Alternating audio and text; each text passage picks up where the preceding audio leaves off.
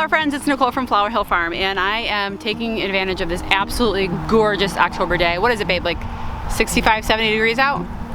So it's beautiful out, and I am doing what I wanted to do. Ooh, we can test my new microphone because it's way windy. Let's see how windy my microphone is bringing it in.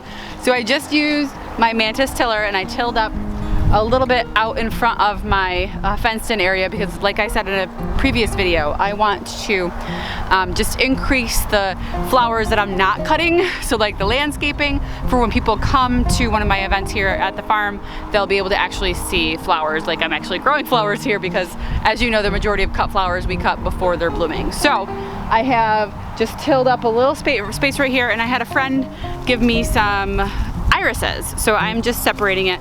When irises multiply and they bunch together like this, every few years it's a good idea to separate them. You'll have some probably dead bulbs in here, but you can see where new ones are forming, so I just ripped this out. So right here, I'm gonna take that right off. You can see this piece of green that's poking up right here, that's next year's bloom. So I'm gonna take all the dead stuff off and then put this into the ground, and then separate this one off into, take that piece off, and then this one actually has another little baby, ooh, you can't see it, has a little baby bud coming off the side right there, and it also has fresh green coming off the top. So I'm gonna snap that, plant this one, and then this piece right here, tossing it. There's no signs of life. Actually, I'm gonna put it in the ground. There's a little bit of a green growth right here. You can't really see it. That's white, so that's where I tore off the other one, but there's a little bit of green growth right there, so put it in the ground. See, maybe it'll take a couple years to bloom, but like I said, this is landscaping. So anyway, so I'm doing a little of this today, and then I've got over 1,000 other irises in my cutting garden to put into the ground.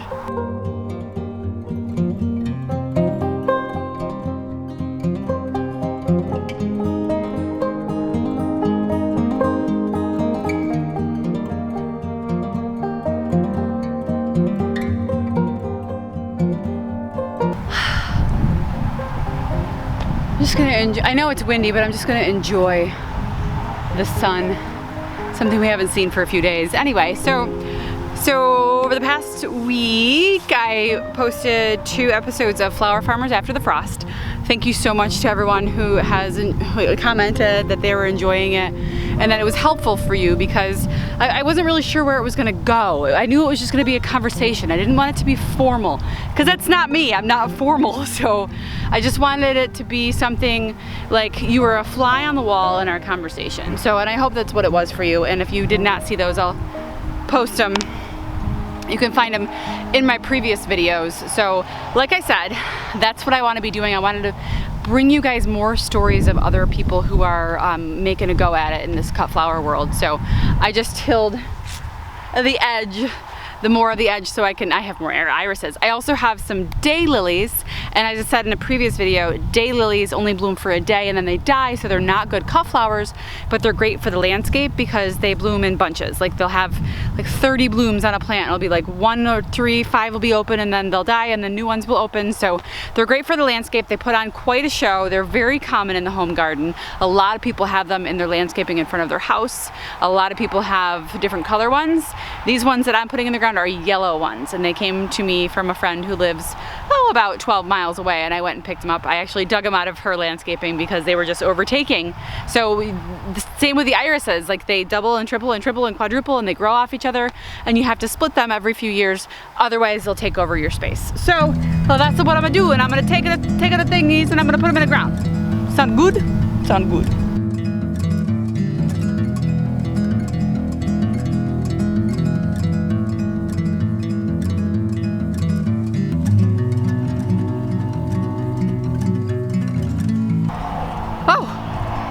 Oh, it's just my screen that's filthy. I thought it was my lens. Whew.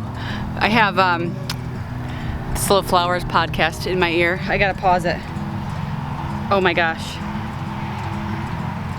So I've been, for the past 2 weeks, just binging on all the Slow Flowers podcast with Deborah Printing, and woo!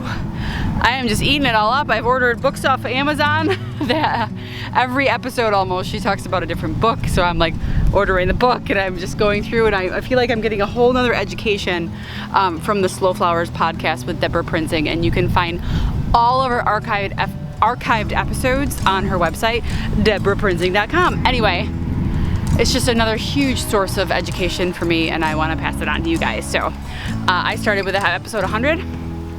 So I'm starting way back when she first started it in 2013, and I think she has over 700 episodes now, so it'll definitely get you through the day. A lot of you guys have recommended it to me, and it's just something that I hadn't gotten to yet, because when I'm out here doing farming, I'm usually videotaping, so dirty hands and all, I don't, you know, I'm not listening to something because I'm talking to the camera, but now I've gotten into the groove, like in the car when I'm driving, I'm commuting.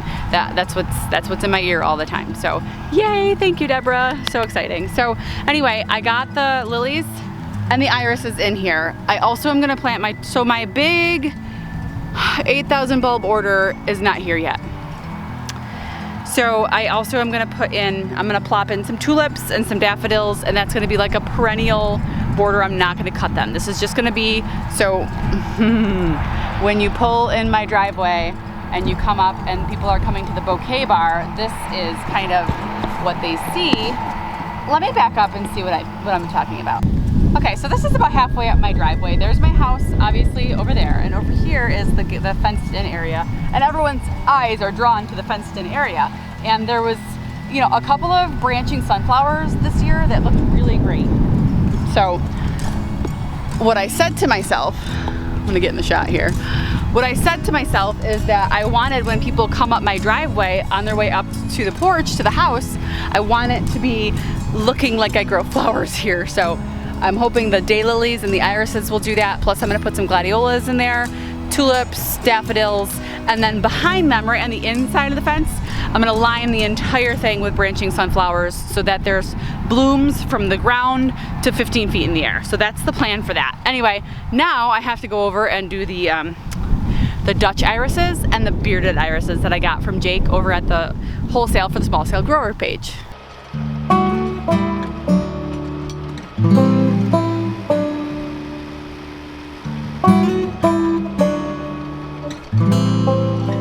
I do not think I'm going to be finishing this job tonight. Brad Pitt just went to go pick up pizza. Oh, I'm so excited.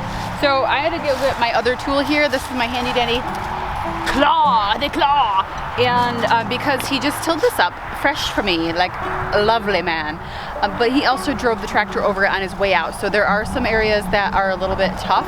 So while I'm shoveling out here, like this is where he drove the tractor over it. So I'm just using the claw to loosen up right here, and then my shovel to then take it out.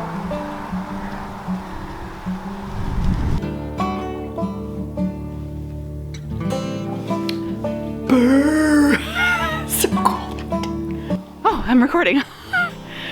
Okay, so as you can see, well, I don't know if you can see it, but it's 2 days later. So when I was out there digging to plant my irises and stuff, it got dark real quick. I ended up getting a phone call, it lasted like an hour. So it's 2 days later because yesterday was our Saturday here and it was a downpour all day. Like not a downpour, but it rained steadily all day long. So I was not able to get out and do the rest of my farm chores. I did get some stuff done, but not as much as I would like to have gotten done. So now it's Sunday morning. It's Sunday morning. You could see the frost because we woke up this morning to 28 degrees. Ugh, it's like 32 or 33 right now. So where the sun's hitting, the frost has disappeared. Sort of, it's on its way out. And then right here, I just opened up my baby chickens. Here's the babies. They're so cute. So I have 18 chickens, and every night we have to count them because they're free range and they pretty much stay on top of the hill, but sometimes, I didn't brush my hair yet, sometimes they're a hot mess down by the road. I actually had one of my neighbors, probably, what was it, last week, Monday or Tuesday, pull up my driveway at like 8 o'clock at night, knock on the door. Hi, I think one of your chickens was in the road. And she had my black silky. Oh my God. So I need to be better about watching where they're wandering because I don't need any accidents, that's for sure. So today I am going to continue to dig the trenches for my irises and hopefully get those planted today. Yay! I'm a little out of breath. This is heavy, hard work when you're digging trenches. I know some people are doing raised beds, which is amazing. My mouth's not working, it's too cold out. So a lot of people are doing raised beds, which you put the 2x4s up and then you fill it with soil, compost. And well, you put the bulbs on the ground and then you cover with the new compost. I just don't want to do that. It would be a lot of extra resources. I'd have to buy wood, I'd have to bring in compost when I have perfectly good soil right here on the ground. It's just back-breaking work and I'm doing it by myself. So I've got a trench here that's 6 inches deep or so, and then it's right now probably 10 feet long, and I would say 2.5 feet wide. So I'm not measuring anything, I just dig and dump, that's my style. So I'm going to go get my irises. So the bag itself says to plant 4 inches deep. Other websites say plant 6 inches deep, others say 3 to 6, some say 6 to 8. I'm just going with a good 6 inches deep and 3 to 4 inches apart because that will allow them to naturalize and perennialize over the years. So that's what I'm gonna see how many fit in this spot right here, and if I have to dig the trench longer, I'll dig the trench longer. So if you've never planted iris before, they're very similar to other bulbs where they have like the root mass at the bottom that goes down, and then the tip kind of pointing up goes up, and sometimes you'll even have the bulb itself sprouting. I'm trying to find a good example of a sprout right here. So this bulb has an actual, I don't know if you could see it, has an actual sprout right here. And you'll notice that I was using my claw tool to kind of stir up the dirt here. And that's because I have been walking in this trench and packing the soil down. And when you go to set the bulbs down, they kind of like, they won't, like they'll go sideways, and then when I cover them with dirt, they won't stay in their spot. So what happens when you rustle up the dirt here a little bit is that you're able to nestle them into the dirt, and then when you go to cover them with soil, they're not gonna go all over the place.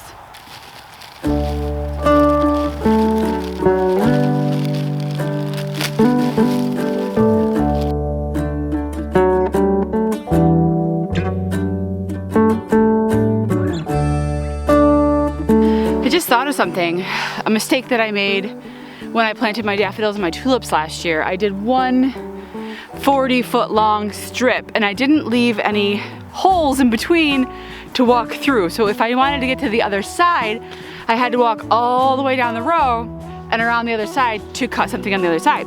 So right here I've planted 9 feet.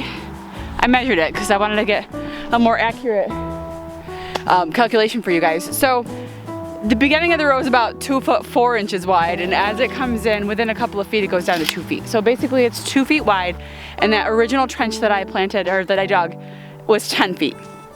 So I'm planting until 9 feet right here, and then I'm going to flip around and start planting this way, leaving a gap of about 12 to 18 inches to walk to the other side. I didn't leave myself little alleyways before, and I regretted it, because I would say I'm harvesting daffodils and I wanted one on the other side. I would have to go all the way around the loop, and it was just so time consuming. So now I'm gonna leave myself little tiny pathways to go through.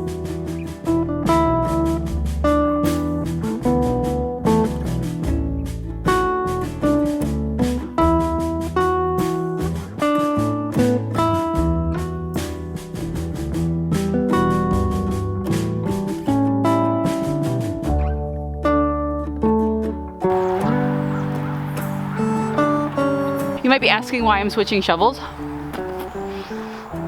So it's easier for me to dig with the rounded tip shovel. It gets in the dirt better. It's easier to throw the snow. Not yet, Nicole.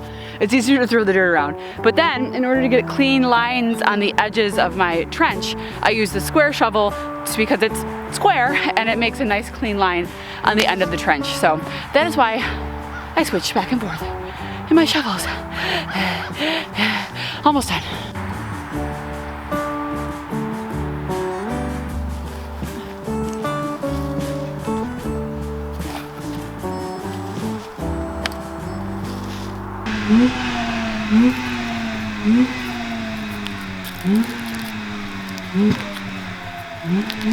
the final bulb.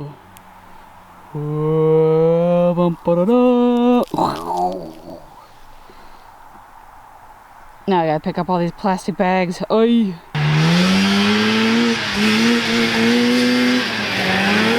What's wrong with him? Okay, so I have 1,000 mixed Dutch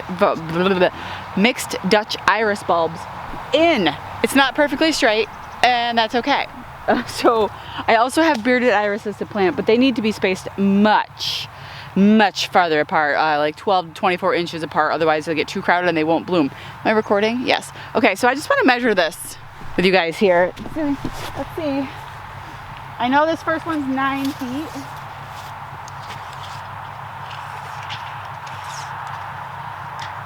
Oh my gosh, it's 9 feet too. And then this third one is about 16 feet. So 18 to 16. Okay. Okay, so all together here, I have a 34-foot, 2-foot wide bed of Dutch iris. And I have 2 walkways, one at 9 feet and then another at 18 feet. And then I just filled the rest of the gap in, and there's another walkway at the other end. So I think I'm gonna start the bearded iris right next to the Dutch iris. This is my perennial bed here. I have snapdragons, I have alliums, I have lupines down there. What else do I have in here? I do have some other bearded irises, or not bearded irises, sorry, other Dutch irises that I planted last year. So this entire area, and it's only fenced in because of the chickens. That's the only reason it's fenced in. All this stuff is deer resistant stuff, so it's not fenced in for animals or critters. It's fenced in because my chickens, every time I break ground, it's like they're like, I smell it. I smell dirt. And they run over and they get up on my seeds, and I can't stand them when they do that. So anyway, I am going to rake this in and then probably do the bearded iris in a different video because this is getting long. Oh, so actually a little bit about Dutch iris. So Dutch iris are great cut flowers. They have a 10+ day vase life in my experience. I've been growing them for years. Last year I had 50 of them, and they were mostly yellow, even though it was a mixed bag. So you never know when you plant a mixed bag, you never know what you're really gonna get. So it's like a box of chocolates. So we've got 1,000 of them here. They're supposed to be all different colors. You can actually harvest Dutch iris when they're just starting to show color, when they're still closed. So they do have that extra vase life because you can cut them when they just start to show color, and I'm really excited to see what these ones are gonna be. So, and they're gonna multiply and be here for years to come. Peach, sparkling water. Not a huge fan, but I'm really thirsty. So, all right, that project's done. What time is it? It probably took me about 2 hours from start to finish to plant, dig, trench, like the whole thing by myself, 2 hours, 1,000 bulbs. So I sourced those bulbs from K van Burgendijn, or DutchBulbs.com. I love to try and pronounce that every time. I looked it up once and I know how to say it properly, but it's escaping me right now. I think it's Burgendijn, I think. Anyway, DutchBulbs.com, I bought 1,000 bulbs. And 2 hours is how long it took me. But I am here right now because I wanted to talk to you guys about something. I've now named this rock my thinking rock, because I have my reading rock over the one that I used to read on when I was a kid. But I've been doing a lot of thinking lately, and I wanted to share with you guys maybe some thoughts that I had that might be helpful to you. So recently, you know, I've only been doing this for a couple of years now, and recently I've noticed maybe a lack of enthusiasm or support from some people who I thought were close friends of mine. And I still think, you know, I love these people, but the lack of support, the lack of interest really, and sometimes almost like, oh, that's a cute hobby. Oh, that's cute, you grow flowers. It's disheartening because people that you think that you know and people that you would support maybe don't do the same for you. And I want to tell you that if you're lacking support from your inner circle of friends, don't give up. Don't let it get to you. Find people who will support you. I guess I just want you to know that I support you. Like, I am so excited for people to be growing things or even just loving things that other people grow. If you're not growing anything, if you're just a flower lover, I support that love of flowers that you have. I don't, you know, this is our flower friend community. And this is the place, this is our safe space. This is our safe spot. If you need help, come to Flower Hill Farm YouTube page. We will be here together. So sometimes it's hard, but you have to ignore the naysayers and put your cheerleaders on the front line for you. So anyway, it's just been something that's been in the back of my mind lately, and I want you all to know that if you need support, you can find it here. So anyway, thank you guys for joining us, and we'll see you next time.